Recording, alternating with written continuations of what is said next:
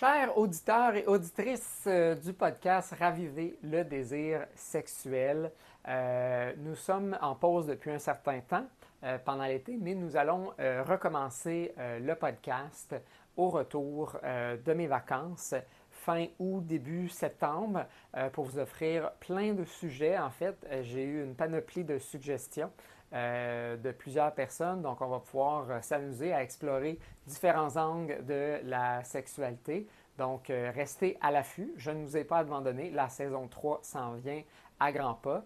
Je profite de ce moment-là pour vous dire que j'adore en fait là, les gens qui nous écrivent, qui nous posent des questions, qui nous donnent des suggestions. J'ai beaucoup de retours positifs en fait de ce podcast-là, autant du grand public que de mes collègues. Donc, j'apprécie énormément là, les commentaires que vous me faites. Je fais ça en fait justement pour vous, pour qu'on puisse avoir une sexualité plus épanouie, plus satisfaisante. Puis je fais ça en fait avec un grand plaisir, évidemment. Si vous voulez en savoir plus, n'hésitez pas à regarder sur notre site internet. On a une panoplie de blogs, d'articles que je publie régulièrement.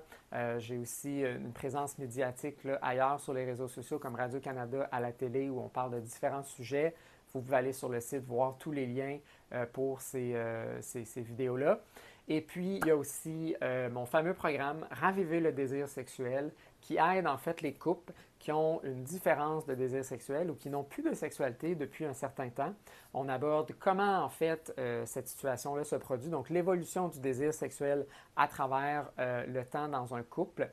On regarde l'importance de la séduction, comment en fait certains aspects de votre couple du quotidien viennent nuire en fait à votre sexualité, donc les chicanes récurrentes, le mind mapping en fait qu'on va utiliser.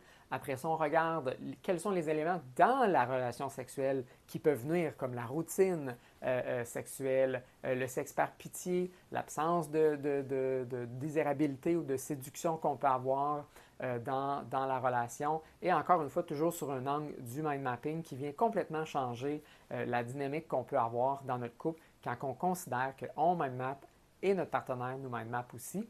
Et finalement, la troisième partie, c'est vraiment là où on travaille à renforcer en fait votre équilibre émotionnel pour tolérer une intimité beaucoup plus profonde qui n'est pas réciproque mais validée par soi et où on tente de travailler en fait avec différentes activités intimes pour approfondir en fait votre confiance, votre intimité et approfondir en fait la sexualité que vous avez jamais eue en fait. Donc on souhaite se diriger vers une sexualité pas du début de la relation, ce qu'on a souvent tendance à vouloir viser, mais une nouvelle en fait sexualité qui est beaucoup plus satisfaisante, qui n'est plus en fait dans la performance, les inquiétudes et nos insécurités sexuelles, ce qui domine beaucoup en fait notre sexualité en début et même au milieu de la relation. Et on se dirige finalement vers une intimité qui est validée par soi, où on se sent beaucoup plus solide, mais qu'on a une certaine flexibilité.